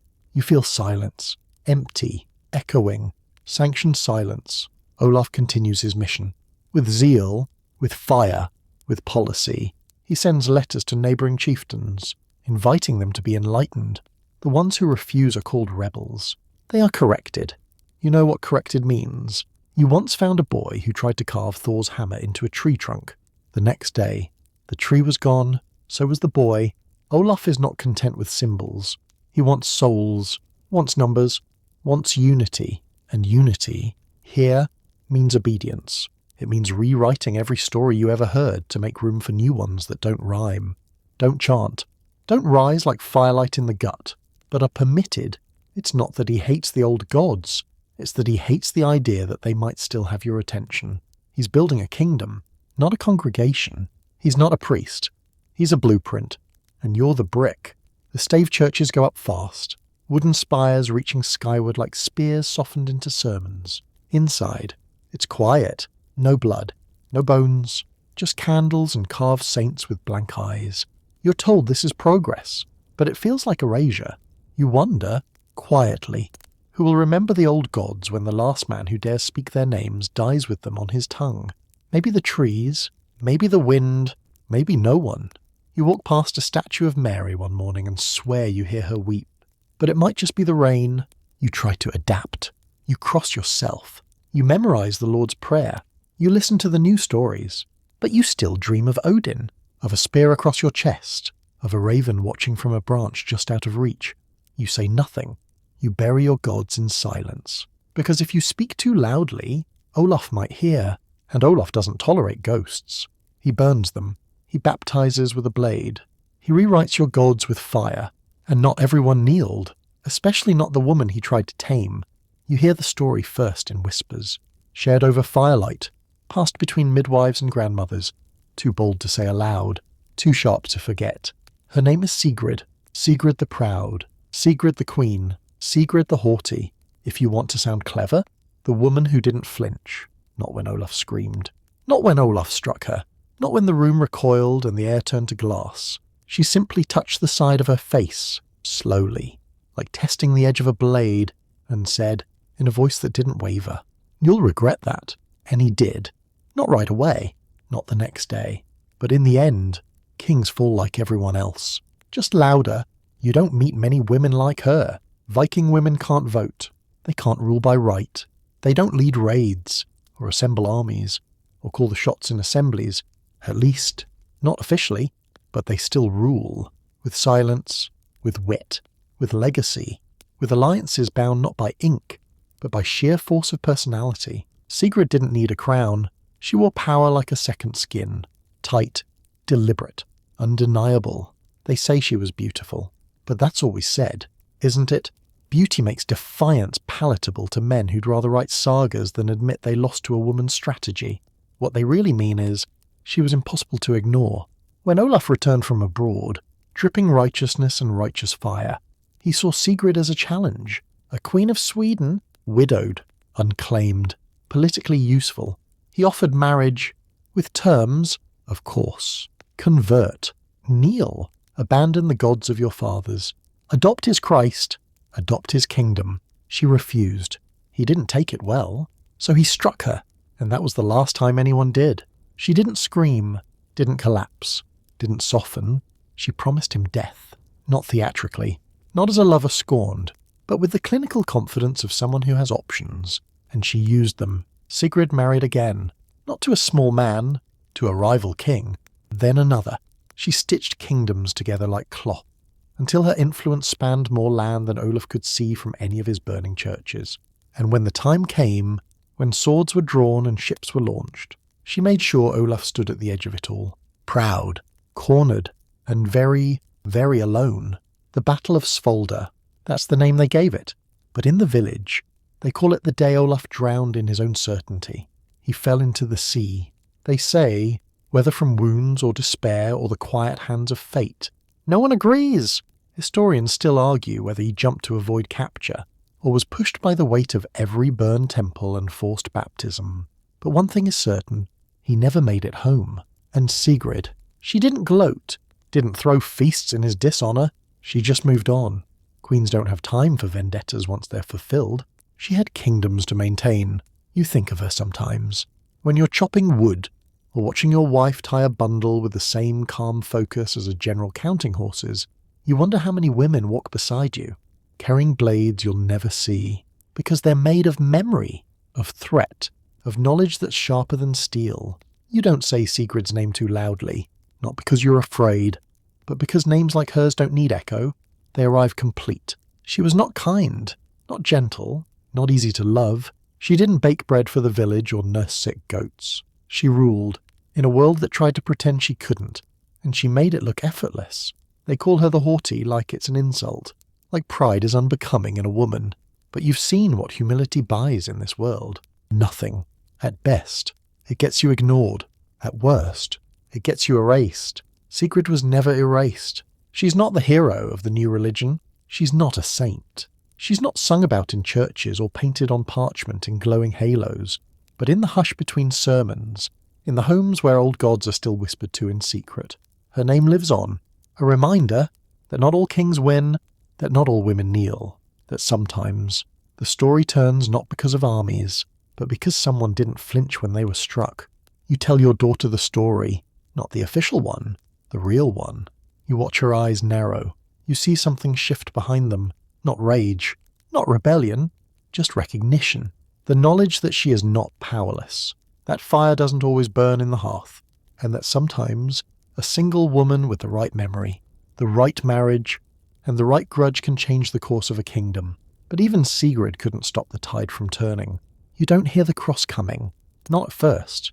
It arrives quietly, almost politely, like a new guest in a longhouse who removes his boots, smiles at your children, and speaks just soft enough that no one asks him to leave. But he stays. He always stays, and slowly, everything starts to shift around him. You don't even notice when it begins. A man in the next village carves a strange mark over his door. It's not a rune. It's too simple. 2 lines intersecting. He says it's for protection. You nod, but something feels wrong, like hearing your name said with the wrong rhythm. Soon after, someone builds a church, not a temple, a church. They call it a stave church. It smells of fresh-cut pine and boiled pitch. It's tall, angular, awkward, a wooden spear stabbing skyward in defiance of the rounded shapes your temples once loved. No gods carved into the beams, no runes winding through the grain, just empty space. Clean lines, silence that doesn't echo. It judges, inside. It feels wrong, not cursed, just vacant, like it was built for a different kind of people who apologize before they speak, people who fold their hands, people who say forgive me before they've done anything worth regretting. You stand in the doorway, still stinking of iron and goat hair, and suddenly feel too large, too loud, too pagan, and you are. The bishop smiles at you, thinly, a line without teeth. They start teaching Latin to the children, not the young ones, not at first, just the oldest sons of wealthier men, the ones who'll read the new laws, the ones who'll inherit land with borders now written in a tongue no one prays in. The old tongue starts to shrivel, the runes discouraged. Witchcraft. They say. Old lies. You're told not to carve them on your tools, your stones, your children's cradles. You do it anyway. For a while, but the neighbours start whispering. Then they stop calling you over, and you stop carving. You once believed in gods who were flawed. Gods who drank, raged, seduced, and bled. They weren't holy. They were human enough to feel real. Odin didn't ask for perfection. He asked for sacrifice. Thor didn't need worship. Just a hammer and a reason. Freya loved fiercely, mourned loudly, and didn't pretend to be pure. Now, the new god comes with robes and books and priests who say he already knows your sins. Before you've spoken, before you've lived, it's unsettling. Not just because it's foreign, but because it's quiet. Your gods roared. They danced in the flames. They demanded offerings with wind and storm. This god watches. The festivals start to change. The winter solstice becomes Christ Mass. The The sun's rebirth becomes someone else's birthday. The Yule goat becomes a lamb on a plate. The sacred fire is now a candle behind glass. You're told it's all the same, just improved, just sanctified. But you remember what it was. You remember wild laughter, berry wine, dancers in fur and paint, songs so old they tasted like ash in your mouth. You remember girls leaping through fire, boys reciting sagas until their voices cracked. You remember blood on the snow and no one pretending it wasn't beautiful. Now you're told to sit still. You try. You sit in the pew. You fold your hands. You bite the inside of your cheek every time they mention one true God. You say amen with the others, but you say it like a man muttering the words to a spell he doesn't believe in. Just in case it works, you hear confessions from your neighbours about envy, about gluttony, about thoughts they've had, but haven't acted on. You wonder when thinking became a crime. You've never apologised for being angry. You've never repented for being hungry. Now you're told that's pride. The priest calls it sin. You call it Tuesday. There's a woman in your village, Elfrid. She used to lead the spring rites. She knew herbs, chants, birth blessings. You watched her deliver a child in a storm with nothing but a blade and her own teeth. She whispered to trees. She buried charms under thresholds. She never knelt to anyone. Now she's silent. Her house was searched. Her charms burned. She was given a choice, baptism or exile. She chose exile. You watched her walk into the forest barefoot. You never saw her again. The children grow up never knowing her name. Instead, they learned saints, thin-lipped men who starved themselves on purpose and smiled while doing it, women who refused marriage and called it virtue, martyrs who died for belief in a god who refused to fight back. You want to tell them about your gods, about Loki's tricks, about Tyr's sacrifice, about Skadi's snowbound vengeance, but the words dry in your throat. There's no room left. Every story has already been replaced. Your son asks why the old carvings are gone from the longhouse. You lie. You say they rotted. He doesn't ask again. One day, you find a bit of bone in the woods, carved with runes. Someone hid it. Maybe a child. Maybe someone like you.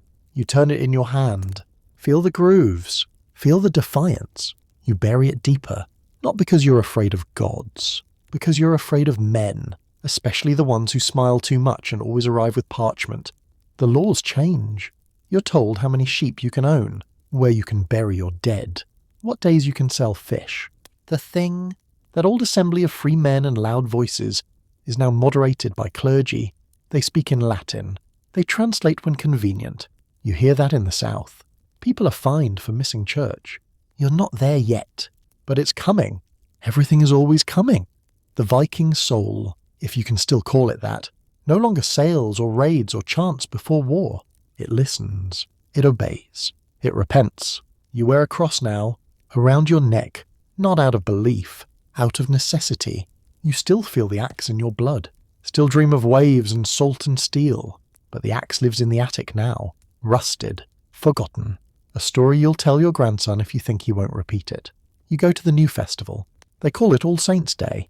It used to be Disablo, a celebration of the goddesses, the ancestors, the unseen women who walk between worlds. Now, it's a list of names no one here has ever met. You kneel on the cold floor and think of Freya. You think she understands, that she watches you from behind the candlelight, that she knows your heart hasn't changed, just your posture. She doesn't want your apology. She just wants you to remember. And you do. You remember everything. You remember that when the cross came, it didn't shatter the axe. It covered it. And underneath it all, the old wood is still there, waiting. And while gods change, so do kings. You hear his name like a final drumbeat echoing down a stone corridor. Harald Hardrada, the last of them. The last Viking king. Not a petty chieftain. Not a boy with dreams.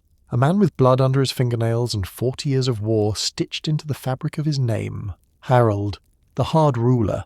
Harald, who once served in Byzantium, who walked palace halls in silk and steel, who saw more of the world than most men even know exists, and still came back north, because glory, like hunger, never really leaves you.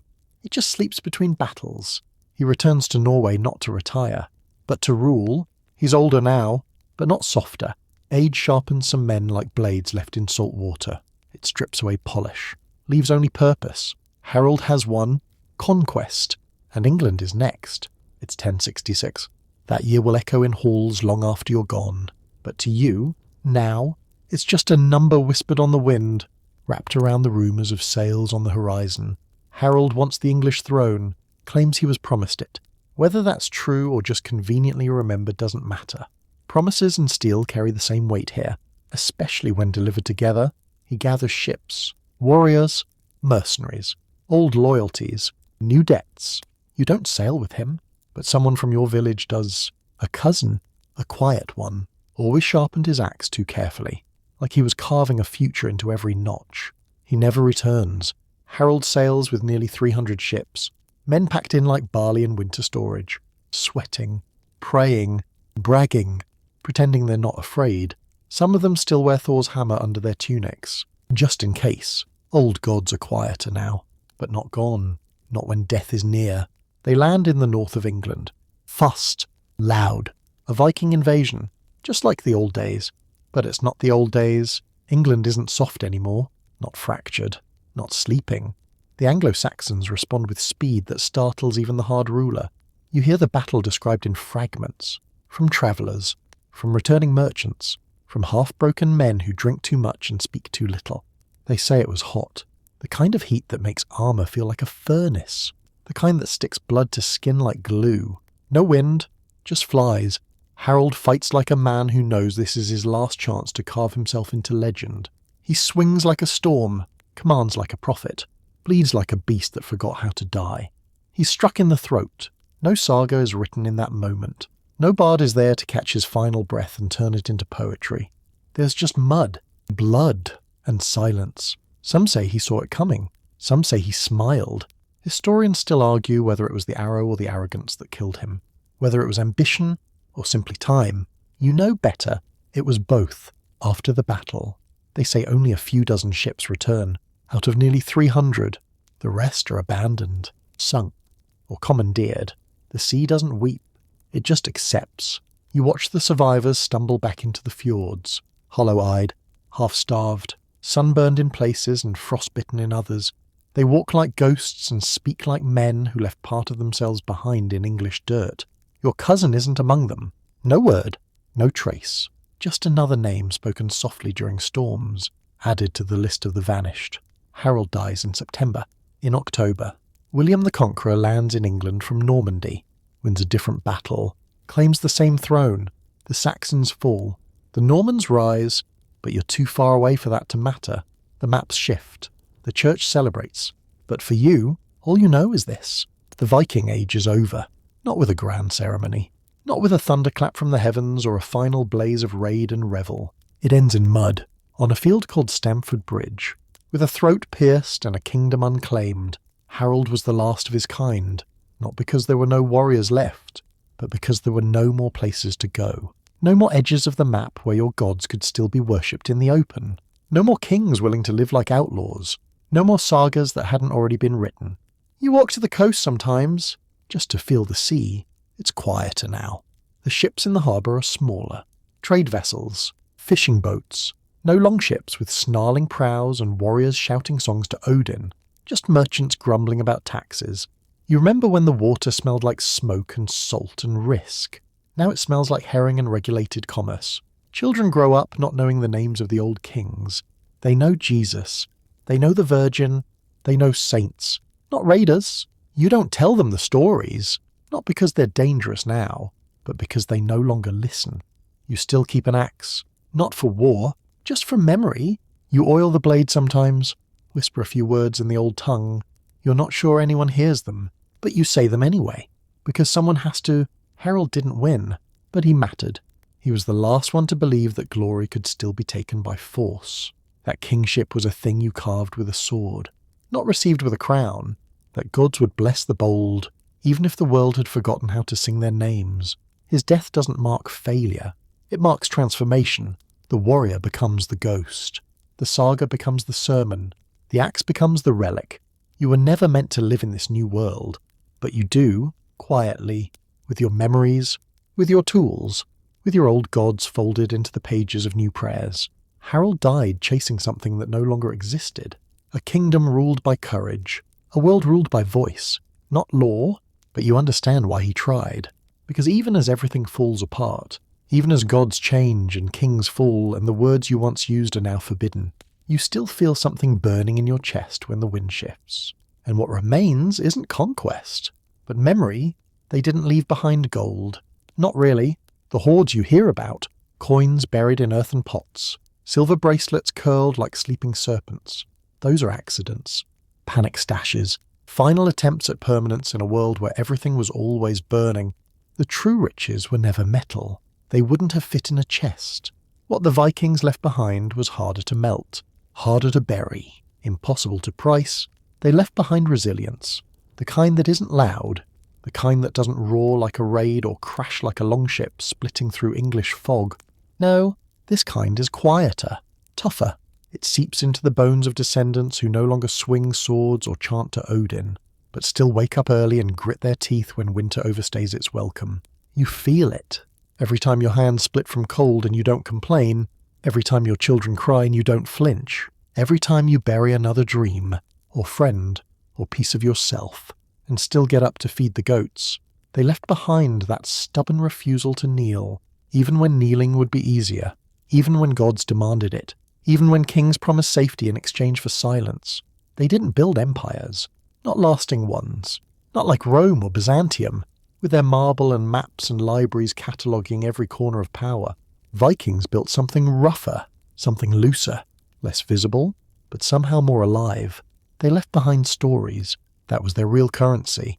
Not laws, not doctrines, not eternal truths carved into stone tablets. Stories of gods with flaws, of queens who didn't blink, of warriors who lost and still mattered, of children who died young, and fathers who didn't cry, but did remember, of feuds fought over sheep, of blood debts that never cleared, of people who never asked for glory, only for the strength to finish the day.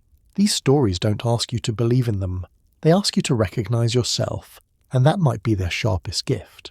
Because Viking legacy isn't about conquest. It's about the shape of endurance, about how humans, when cornered by ice and loss and meaningless death, still find a way to forge meaning out of it. Pain becomes ritual, ritual becomes culture, culture becomes legend, and legend, well, that's where the real alchemy happens. You hear about the voyages, the raids, the axes and longships and screaming beards, but beneath all of that, under the muscle and steel and stink of seal fat, was a people obsessed with transformation, not the kind priests preach, not moral, physical, daily, brutal, beautiful, a people who understood that the world is not fair, and that the only thing worth mastering is your response to it.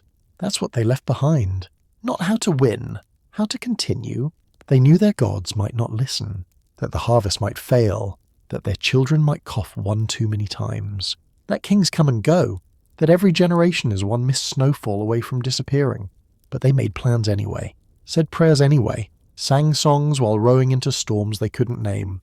You still hear those songs, not in words, in habits, in the way you take on tasks too heavy for one set of shoulders, in the way you trust that silence can still mean strength, in the way you keep going.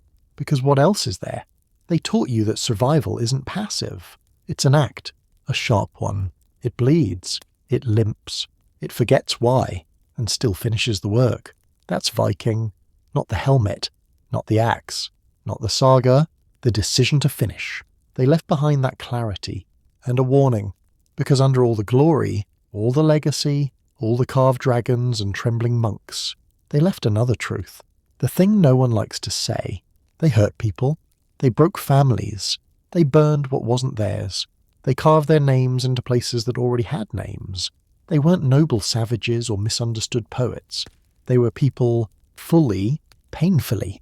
People who did what they thought they had to do, sometimes bravely, sometimes cruelly, sometimes both in the same breath.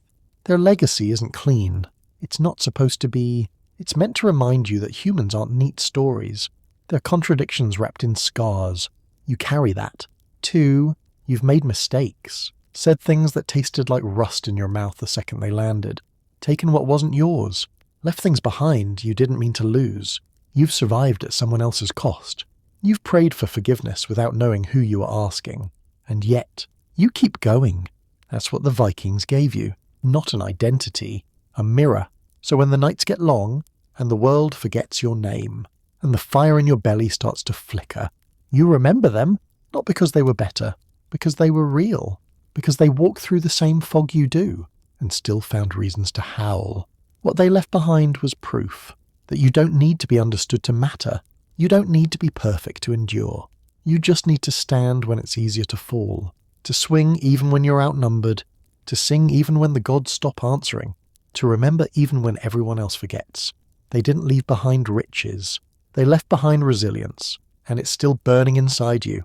You lie down now, not in a longship or a battlefield, but in something quieter, a longhouse of memory. Its beams are made of stories, its roof thick with the smoke of old names. The fire burns low, but steady, embers flickering across the floor like the final sparks of a dream you haven't dreamed yet. Outside, the wind doesn't howl, it exhales. Like even it has grown tired of carrying war cries across the fjords. You shift under the blanket. It's not fur, it's time, layered with all the lives that came before you, stitched from births and burials, raids and rituals, losses that never made the sagas but shaped everything just the same. You can still smell the seal fat, the pine smoke, the iron tang of yesterday's ache, but it doesn't sting anymore. Not here, not now. This isn't where pain lives. This is where it is remembered, folded, cooled, and laid gently at your feet. The longhouse is full tonight. You're not alone. There's the old woman who buried 4 children and still smiled at the sky. She's humming something wordless by the hearth. There's the boy who never got to be a man, whose name was shouted into a storm and never returned. He's watching you, quiet, curious. There's Leif, half-starved and still dreaming of Vinland. There's Sigrid, arms crossed, gaze level, still unbent. There's the farmer who died nameless, and the king who died loudly, and both of them rest the same now. They don't speak. They don't need to. Their presence is the language you breathe in and out, matching the rhythm of 1,000 lives that breathed before you. Rough hands that built things, chapped lips that kissed children and cursed gods, eyes that stared across seas and never looked away. Their struggles, so brutal in daylight, feel almost tender here. You see the mother pounding oats with her rock called breakfast. You remember Ord, the deep-minded, who carried more than any warhorse ever could, and still found time to mend clothes no one thanked her for. You remember the women who gave birth between chores and buried children between seasons. They're here, too. You wonder what they think of you, if they pity your softness, or envy it. You've never starved. You've never fought over firewood or boiled bark for soup. You've never looked into your child's eyes and lied about how long the winter would last. But you have carried grief, different, but real. You have known the weight of responsibility with no applause, the quiet violence of being needed more than you're seen. So maybe you belong here after all. In their struggle, you find your softness, not because they lacked it, but because they buried it so you wouldn't have to. You are the lullaby they never got to sing. And in their brutality, you find calm, the way they kept going, the way they fought with frost and flame, not for conquest, but for bread, for love, for time. They didn't survive to be remembered. They survived because they couldn't afford not to. And now, somehow, you remember them anyway.